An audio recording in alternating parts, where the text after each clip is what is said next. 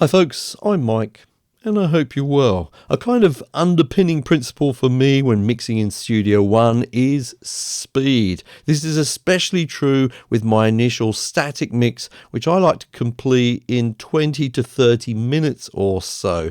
The reason I've found for this over the years is that my decision-making process gets worse and worse the longer I mix for.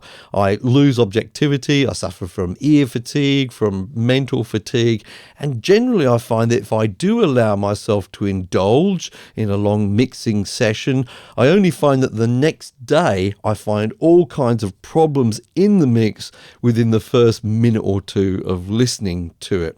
But in order to be able to mix quickly, there's a lot of preparation I have to do. So we're going to start off in this video with that. Now, although this first part is not super sexy, everything I'm going to show you in a moment will contribute to a much faster mixing process, and that is super sexy. If we take a look at this project, I've used as many features as I can here in Studio One to identify different parts of the mix. So for example, you can see at the top, I've made use of markers. Now, markers are helpful because you can identify different sections of the song, but they're also helpful because they tie in nicely with the transport controls, and you can use transport controls to skip from one marker or one part of the song to another.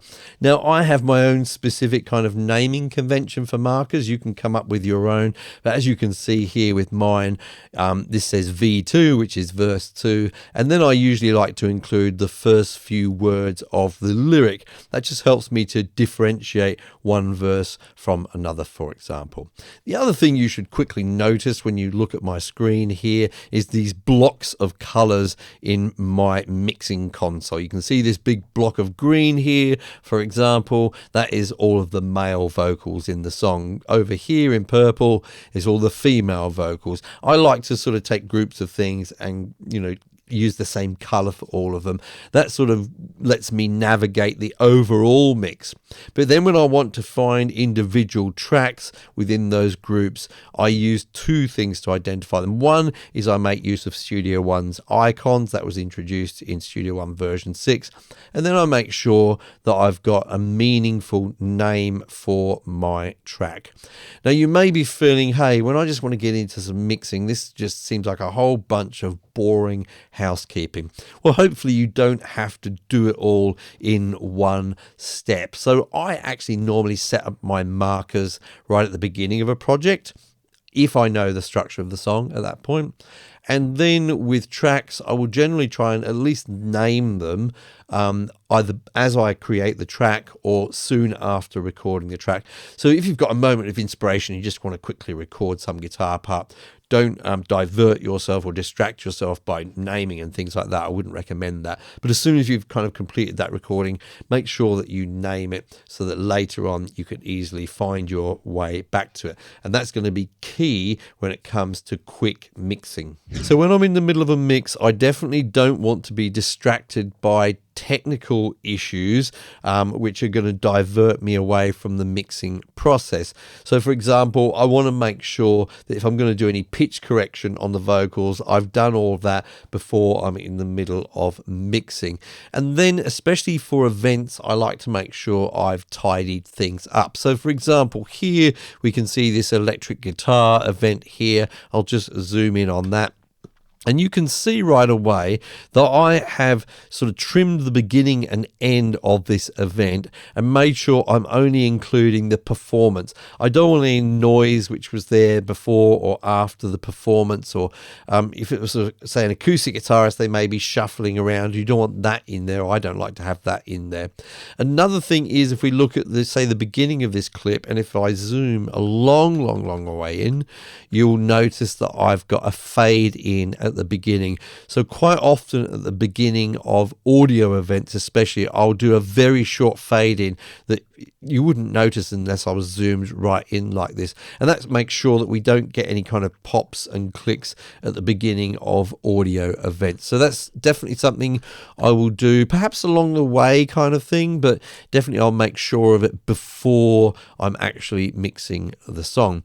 Then as well, especially with things like vocals, I will make sure that I've adjusted any gain envelopes that I want to. So if I click on this vocal here and I'll zoom in onto this, you can see right at the beginning I've done a gain adjustment there, and right at the end I've done a gain adjustment. And that's especially common with vocals, where some phrases or some words will be quite a lot quieter than others. I don't want to deal with all of this to such a big degree later with compression or volume automation. I want to at least have my vocal levels in the same ballpark. Okay, so I definitely want to make sure I've done that before I start mixing, because these things can be quite time consuming and they're just going to take your mindset away from the actual mix if you haven't got them done. This next part is absolutely key when it comes to mixing the static mix really quickly for me. If we take a look at this project, you can see a whole bunch of tracks that I'd have to deal with during a mix, and that's quite a lot to deal with. That's a lot of detail, and yet you'll see in a moment when it comes to creating my static mix, I'm mainly dealing with just a few faders, which you can see I've colored in green here. Okay, so that's not too much to deal with, and all of these are buses, and all of the other tracks in some way feed into these buses. You can see I've got a drum bus here, I've got a guitar intro bus, a guitar bus, electric guitar bus, bass, piano, etc. Okay, so the way this works is, if we look at the drum bus for example, all of the individual drums that we can see here colored in this kind of, should we call it a mustardy brown kind of color? So all of these individual drums feed into this drum bus. Now, of course, this means that before I do my main static mix, I have to create some submixes. So I have to sort of quickly get a balance between these drums here and then feed them into that bus. However, I don't have to spend too much time on that. That can always be adjusted later. I'll just get a rough balance between the drums and just make it feel balanced as a drum kit. Another example is if I go all the way over here, let's have a look at these four tracks here. Yeah, these are all female vocals, and they all go through to the female vocal backing, or the backing vocals bus. Okay, and you can see I've just done a little mix with them there. Okay, just got a basic balance with them, and then they feed all the way up to here. Let me just find those female backing vocals here, and then I can just control them all with one fader there. As I say, if you use this methodology, you don't have to spend too much time on these submixes. Just get a basic balance with each of them. You can sort of tweak them a little bit later. But the main thing that we will be using are these buses here for our static mix. So a quick disclaimer, what I'm about to show you here is definitely my way of working, but perhaps not even the best way of working. I've just found that this works best for me, and it's something I've developed over a number of years. You may have a different methodology that works better for you, and if you do, I'd love to hear about that in the comments down below. Please don't feel you have to copy everything I do here. Just try and figure out what you think makes most sense to you, or just give it a try and see what works best for you. Now, the first thing I'd suggest, and I think most people would suggest this if I'm honest with you, is take a break, okay? Between your preparation and doing those kind of sub mixes and doing this main part of the mixing, take a longish break. Listen to some different music, or don't listen to music at all. And I'd suggest a good size break would be at least a few hours, maybe even a whole day, okay? Because the key to this working well, in my opinion, is having really fresh ears. The next thing I would suggest is start with the loudest part of the song, or a very busy part of the song which has got lots of instruments in it. In most cases that's going to be the chorus. In the case of this particular song, it's actually the bridge before the chorus, okay? It's just the busiest part with the most instruments. Then once you've done that and you've sort of got your playhead set there, then I would actually take all of those faders on those buses that we're going to be using, select the first one, hold shift, select the last one, and then just drag all of those faders down to 0. Okay, so we've got nothing would be audible if we played the song now. Now the next thing I do is actually pretty unusual, because I think most people will start their mix with the drums and the bass. And if you do that, I don't think there's anything wrong with that at all. It may be the best way of doing it. But for me, I do something a little bit different. I actually bring the fader up for the lead vocal first, okay? So in this case, it's this female vocal here. I'll just control click or command click on that fader, and that just brings it up to 0. That just sets my vocal at a particular level, which I like to bring everything else up underneath. Okay, for me the vocal is the most important thing. I want it to sit on top, and I want everything else to support it. Now of course you could work the other way around and mix everything else first and then put the vocal on top. When I used to do that, I always found that I was just running out of room for some reason, and you can do it that way. It's just a slightly different mindset the way I'm looking at it. So I will bring the lead vocal up first. Then I'll bring in the main rhythm component, so the rhythm section, I should say, which is almost always the drums, the bass, probably for me, guitars, electric and acoustic guitars, maybe something like a piano as well, are going to make up the main rhythm section. I'll use the vocals and that main rhythm section to establish the core of my mix before I bring in the details, some of the bit players, if you like, in this mix, the instruments which are playing a part but not quite as important as those substantial instruments. Okay, and then finally I like to then bring in things like backing vocals, etc., kind of last. You know, you could do it in a slightly different order, but that's generally the way I work. Now, this is all in theory. I mentioned earlier on that this process for me would normally take between 20 to 30 minutes. But what I'm going to do now is just demonstrate everything I've explained there and try to do it in about 3 to 4 minutes. So as I mentioned, I'll normally have that lead vocal up to unity gain. You can see she's up there now. I'll have a quick listen to that. 'Cause I've given all you want, you've taken all you can. And I'm just going to start off by introducing the drums just to get a rough balance between the two. 'Cause I've given all you want, you've taken all you can. I'll take it on the chin, I'll be your fool. Just like to make sure those vocals are just sitting on top all the time. Then I'll bring in the bass guitar, and I'm mainly listening to the drums and how it sits with the drums. 'Cause I've given all you want, you've taken all you can. I'll take it on the chin, I'll be your fool. And I'll start to fill it out with another sort of instrument. In this case, it's going to be, first of all, the acoustic guitar. So I'll just pull that up. 'Cause I've given all you want, you've taken all you can. I'll take it on the chin, I'll be your fool. You never Now, you do get a sort of a bit of a build-up happening with these instruments sometimes, so I will definitely start to grab each of them like so, and then I'll start to adjust them together as a group and then just balance them up against that vocal. 'Cause I've given all you want, you've taken all you can. I'll take it on the chin now. Okay, and we're going to fill it out with some piano now, so. 'Cause I've given all you want, you've taken all you can. I'll take it on the chin, I'll be your fool. You never really know how far it is. Okay, and then I'm going to grab the electric guitars, which just add a little bit of, they fill in some of the gaps and they add a little bit of edge to it. 'Cause I've given all you want, you've taken all you can. I'll take it on the chin, I'll be your fool. You never really know how far it is. And again, if I start to find that all of that is drowning the vocals a bit, I'll just select what I've got so far and just adjust it 'Cause accordingly. I've given all you want, you've taken all you can. I'll take it on the chin, I'll be your fool. You never really know how far. And I know that the strings are also playing a role here. They've got a sort of a slightly more of a bit part role, but they're playing a role. 'Cause I've given all you want, you've taken all you can.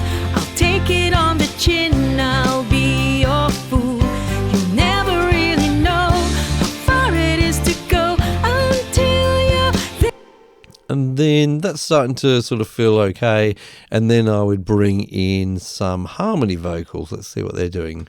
'Cause I've given all you want, you've taken all you can. I'll take it on the chin, I'll be your fool. You never really know how far it is to go until you're there and we are through. We are through. Now I feel like that's sort of starting to get there already in just the 3 minutes or so, I guess. There's a few instruments I've left out there because I know they're only present in the verses. I'll deal with those later. But you can see what my approach is there. I'm not being fussy. I'm just getting a general balance between the different instruments, and that enables me to quickly set up or establish a balance between the instruments, which is going to see me through most of the whole of the song, if you like. But now I do have to start looking at some details. Now I have to admit to a tiny little bit of cheating going on there. Some of you may have noticed that I've already got a lot of plugins in place in various parts of this mix. Not so much on those main buses, but definitely in other parts of the mix. I would suggest, however, that at the point you're creating this static mix, that you use as fewer plugins as possible. Okay, we're looking for balance here. That's the main goal of this exercise. There are some exceptions to this. There may be instances where you've used EQ to create a sort of a tone for an instrument, and there may be instances where you've actually created the whole sound of the instrument. For example, electric guitars using an amp sim plugin. Of course, that's fine to use those things. But generally, try to get your balance only achieving the faders and your pan controls. However, there's only so much you can achieve with those. So that's for me where plugins, and I'm mainly talking about EQ and compression, help to do the things that we can't achieve very easily with faders. So EQ is really good at carving out parts of instruments so that other parts can be exposed, or highlighting parts of instruments so that they can be exposed in the mix. And compression is really good at doing things that faders or volume automation can't do very practically, and compression can really help to keep things on top of the mix. I won't go into too much detail with this, but you get the general idea. Now, the only thing I would suggest, of course, is you are going to have to dig into some detail with some of these things. So make sure you take lots of breaks. So I would go sort of, let's do the vocals, the main vocals, and I'll work with my EQ and compression on those vocals. I may be using parallel compression. I may be using serial compression, whatever techniques I'm using to help those vocals to stay on top and present. And then I'll take a break. Quite a long break if you can, and then come back and deal with another instrument. Now, the other thing at this stage is the fact that we've only been dealing with one section of the song, the bridge in this case. But although we've created a good mix for the bridge, that doesn't mean the mix is going to be great for other parts of the song. And that's where automation comes in. So automation is incredibly important because the needs for each section of the song will vary. We've so far done our static mix for, in this case, the bridge of the song. And let's say, for example, I set the guitar, the acoustic guitar at a particular level. That was in a loud part of the song. But perhaps in a quieter part of the song where there's less instruments, that acoustic guitar may not need to be so loud. So what I would then do is go to those various different sections of the song, and I would try to determine where I want the level of that acoustic guitar to be, set that level, and then automate between the two sections, in this case between the verse and the bridge.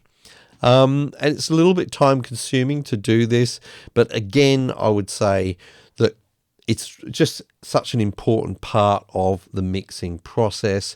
you don't really want everything to be at the same level. I shouldn't say you don't. You don't normally want everything to be at the same level throughout the whole song. The needs of the song will change and the dynamics of the song change.